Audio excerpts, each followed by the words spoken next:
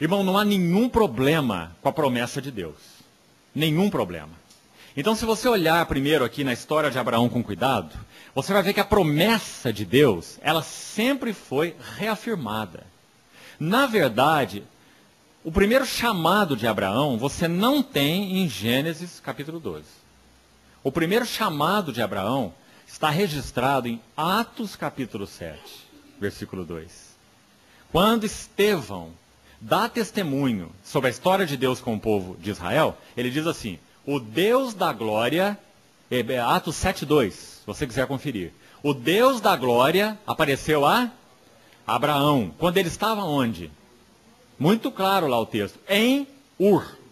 Agora, se você ler aqui, Gênesis 11, parte final, e Gênesis 12, você vai ver que a história de Deus com Abraão começa em Gênesis 12, versículo 1. Quando diz: disse o Senhor a Abraão, sai da tua terra, da tua parentela e da casa do teu pai. Está certo isso? E olha um versículo antes, em Gênesis 11, 32. Aonde que Abraão está?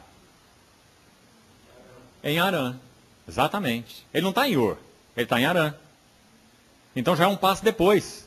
Ele estava em Ur alguns versículos antes. Olha lá no verso 28 do capítulo 11. Morreu Harã na terra do seu nascimento, em Ur dos caldeus, estando Terá, seu pai, ainda vivo. Abraão e Naor tomaram para si mulheres e etc. Está vendo? Aqui em Ur. Mas aqui, em Gênesis 11, 28 e 29, não está registrado o chamamento de Deus. Deus fez um chamamento para ele aqui. Aqui em Gênesis 11, 28. Mas não está registrado aqui. Está registrado em Atos 7:2.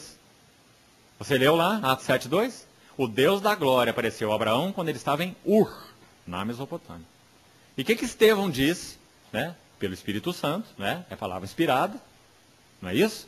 O que Estevão disse? Que o Senhor falou para ele lá em Ur: sai da tua terra, da tua parentela, e vai para uma terra que eu te mostrarei. Isso foi em Ur. Então Abraão sai, mas ele só sai da terra, não é? Ele sai com a parentela. Entendimento espiritual, visão espiritual, é o começo de tudo. Nós não podemos fazer nada sem visão da glória do Senhor, sem visão de quem Ele é. Nós vamos trocar os pés pelas mãos. Nós vamos querer fazer coisas para Deus. Nós vamos achar que Ele fez um grande favor quando nos salvou. Foi uma aquisição maravilhosa para o seu reino. Né? A não ser que nós vejamos bem quem Ele é. O Deus da glória apareceu a Abraão. Irmão, sabe a história da tradição aí? É muito interessante, que acho que é bom os irmãos conhecerem. Sabe quantos tipos de ídolos diferentes havia em Ur dos Caldeus, segundo a história? 2.000. 2.000. E segundo a história, a família de Abraão manufaturava ídolos. Então podemos dizer assim, que Abraão tinha 2.000 velas acesas ao redor dele. 2.000 velas, para tentar iluminar o caminho. Até que um dia, lá em Ur, o que aconteceu? O Deus da glória apareceu a Abraão. Irmão, você pode ter 20.000 velas, mas quando o sol está a pino, o sol do meio-dia, nenhuma delas emite luz nenhuma. Tem valor nenhum. Então, quando o Deus da glória, aquele que é o resplendor da glória, segundo Hebreus 1, ele aparece a Abraão, as 2.000 velas perdem o significado, da noite para o dia. Então, o que Abraão vai fazer agora? Ele não vai seguir mais nenhuma vela, mas ele vai tomar o que ele tinha e vai começar então a viver diante desse Deus que se revelou a ele, uma vida de altar, armando os seus altares e seguindo a revelação do Deus da glória. Então ele deixa Ur, porque o Deus da glória, visão espiritual, apareceu a Abraão. Que necessidade nós temos de visão espiritual. Quanto nós precisamos orar para que o Senhor abra os nossos olhos. Irmãos, nossos corações, como assembleia, como irmãos, como irmãs, precisa estar ocupado com a glória de Cristo. Não perca muito tempo se ocupando com outras coisas, irmão. Que estejamos ocupados com a glória dele, contemplando a força da sua glória, como vimos ontem Davi naquele Salmo 63. Porque é contemplando essa glória que nós, igrejas, seremos transformados na sua própria imagem. Então o Deus da glória aparece a Abraão em Ur. E agora Gênesis, capítulo 12. Agora em Harã, é um segundo passo. De novo o Deus da glória vai se mostrar a Abraão e dizer: sai da tua terra, da tua parentela, da casa do teu pai e vai para a terra que eu te mostrarei. Você vai ver a mesma do meio-dia, nenhuma delas emite luz nenhuma, tem valor nenhum. Então, quando o Deus da glória, aquele que é o resplendor da glória, segundo Hebreus 1, ele aparece a Abraão, as 2.000 velas perdem o significado, da noite para o dia. Então, o que Abraão vai fazer agora? Ele não vai seguir mais nenhuma vela, mas ele vai tomar o que ele tinha e vai começar então a viver diante desse Deus que se revelou a ele, uma vida de altar, armando seus altares e seguindo a revelação do Deus da glória. Então ele deixa Ur, porque o Deus da glória, visão espiritual, apareceu a Abraão. Que necessidade nós temos de visão espiritual. Quanto nós precisamos orar para que o Senhor abra os nossos olhos. Irmãos, nossos corações, como assembleia, como irmãos, como irmãs, precisa estar ocupado com a glória de Cristo. Não perca muito tempo se ocupando com outras coisas, irmão. Que estejamos ocupados com a glória dele, contemplando a força da sua glória, como vimos ontem Davi naquele Salmo 63. Porque é contemplando essa glória que nós, igreja, seremos transformados na sua própria imagem. Então o Deus da glória aparece a Abraão em Ur. E agora Gênesis, capítulo 12. Agora em Harã, é um segundo passo. De novo o Deus da glória vai se mostrar a Abraão e dizer: sai da tua terra, da tua parentela, da casa do teu pai e vai para a terra que eu te mostrarei. Você vai ver a mesma promessa em linhas gerais, né? Você vai ver alguns elementos a mais acrescentados. O Senhor vai reiterando a promessa e dissecando um pouco mais a promessa. Mas o fato é que a promessa é imutável. Não há nenhum problema com a promessa não muda. Porque quem fez é o Deus da promessa. Quem que precisa mudar? Quem que precisa se adequar à promessa? O herdeiro da promessa. A dificuldade está com o herdeiro da promessa. Deus tem aquela promessa. E ele quer depositar aquela promessa em um herdeiro. Mas esse herdeiro precisa se tornar idôneo. Amanhã nós vamos ver isso na vida de Paulo. Idôneo, adequado à promessa. Percebe? Quão importante é isso? Então o Senhor chama esse herdeiro e vai tratando com ele até levá-lo à maturidade da promessa. Então, vamos lá com relação aos 4 altares, rapidamente. O primeiro deles, observa no versículo 7. Gênesis 12, 7. Apareceu o Senhor a Abraão e lhe disse, mais uma vez, irmão. Ele já falou isso em Ur, nós vimos lá através de Estevão, em Atos 7. Ele já falou em Harã, nós vimos em Gênesis 12, versículo 1 e 2. É a promessa de novo. Agora ele vai falar a terceira vez aqui em Canaã, porque se você olhar no verso 5, parte final, você vai ver que eles partiram para a terra de Canaã, o que diz aí? E lá chegaram. Então já tem um terceiro estágio aqui. De Ur para Harã, de Harã para Canaã. E em os 3 lugares o Senhor está reiterando a promessa. Certo? Então quando eles chegaram em Canaã, que acontece no verso 7, apareceu o Senhor a Abraão e lhe disse, darei a tua descendência essa terra. Mais uma vez a promessa reafirmada. Agora a primeira vez então na história de Abraão, o que ele faz? Ele edifica ali um altar ao Senhor que lhe aparecer. O primeiro altar. Então, irmãos, vamos chamar esse altar, acho que podemos chamar esse altar, de o altar da consagração. Quando Abraão, então, pela terceira vez, ele tem a promessa de Deus reiterada, ele já tem uma clareza a respeito desse Deus da glória, ele oferece, então, a ele tudo o que ele é e possui. Consagração. Consagração não é o último passo da vida cristã. Consagração é o primeiro passo da vida cristã. Irmão, não sei quanto aos irmãos, mas quanto a mim, me lembro que quando jovem, podendo falar de uma maneira bem honesta, eu tinha muito medo de consagração. Sabe como eu me via? Uma figura, assim como uma banana. Eu acho que pelo meu tamanho, uma banana nanica, né? Aquela bem grande.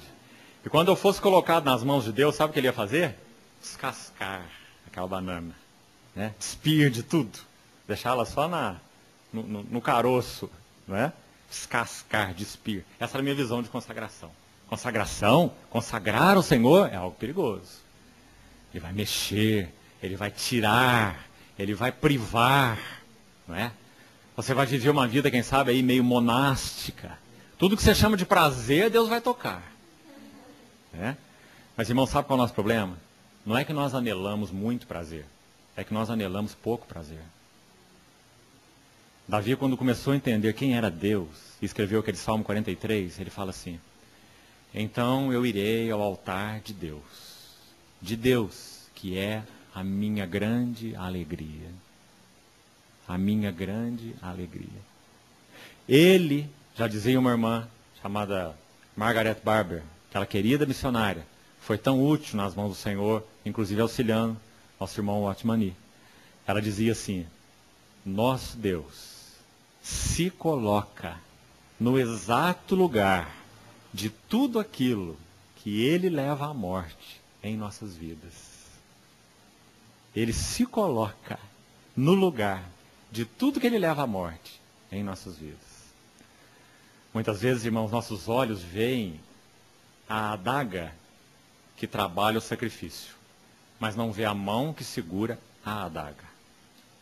Foram as mesmas mãos de amor que foram por nós traspassadas.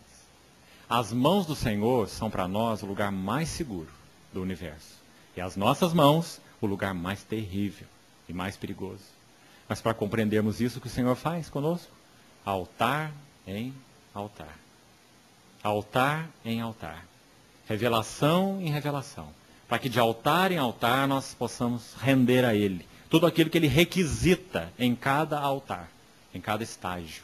Então esse primeiro altar marca essa consagração na vida de Abraão, quando ele entrega, né, primeiro passo. Agora veja logo em seguida, versículo 8. Passando dali para o monte ao oriente de Betel, você sabe que Betel significa a casa de Deus, né? Então ele arma a sua tenda, ficando Betel ao ocidente e Ai ao oriente. Que palavra interessante essa Ai, que deu nome a essa cidade. Quando Abraão olhava para um lado, quando ele armou esse segundo altar, de um lado ele tinha Betel, a casa de Deus. Do outro lado ele olhava e tinha Ai. Sabe o que significa Ai? Um monte de ruínas.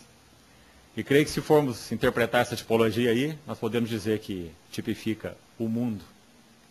Então esse segundo altar, acho que podemos chamar de o altar da separação. Quando Abraão está ali entre a casa de Deus e o mundo. E essa é uma separação muito real, que precisa acontecer nos nossos corações.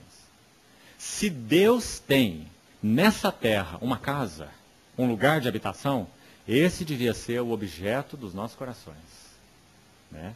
Mas é necessário o trabalho do altar, para que nós não vivamos uma vida dividida entre Betel e Ai, entre Betel e o montão de ruínas. Abraão arma sua tenda ali, entre Betel e Ai. Sabe o que acontece? Um teste. A palavra de Deus vai dizer que havia fome naquela terra. E a fome sempre é um teste, assim como na época de Ruth. Lembra? Quando houve fome nos dias de Juízes, então aquele homem rico, o Elimeleque, ele sai daquela terra por medo da fome. Ele não passou fome. A fome foi um teste. Ele saiu dali por medo da fome. E nós vimos o resultado lá, né? Da mesma maneira que Abraão, ele vai para onde por causa da fome? Para o Egito. E não vamos entrar nos detalhes, você sabe o que acontece ali. Mas sabe o que Deus faz com ele? Deus traz Abraão de volta para aquele lugar onde primeiro ele havia armado o seu altar. Sabe o que aconteceu naquela história no Egito? Uma perda de tempo com relação aos propósitos de Deus. Nós precisamos admitir isso, irmãos. Muitas vezes nós somos muito prontos a dizer que todos esses nossos descaminhos e esses nossos desvarios, eles são usados para o nosso benefício. Ah, amém. Amém, porque Deus é soberano e Ele sabe usar até mesmo nossa tolice para produzir algum bem. Esse é um lado.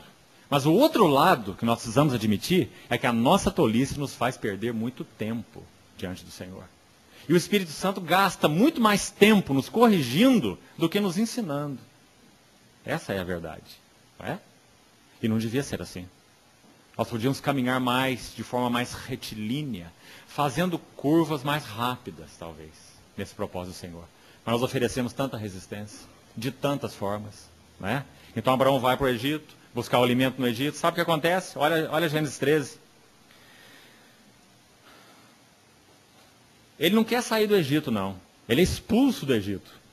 Porque você sabe, ele quer colocar a mulher dele ali, diante do faraó, para ele ser bem recebido pelo faraó, porque Sara é muito bonita. Quando ele vê essa mulher aqui, ele vai me abençoar por causa dessa mulher. E ele faz uma tramóia carnal no Egito, para ele ser abençoado. É isso que ele faz, não é? Mas por causa dos propósitos de Deus, o Egito vomita Abraão. O faraó fala: sai daqui, Abraão, vai embora, leva tudo que é teu. Então Deus vai me amaldiçoar, não é? Porque quando nós somos separados do mundo, nós não temos mais lugar nele. Deus nos chamou como eterno, soberano.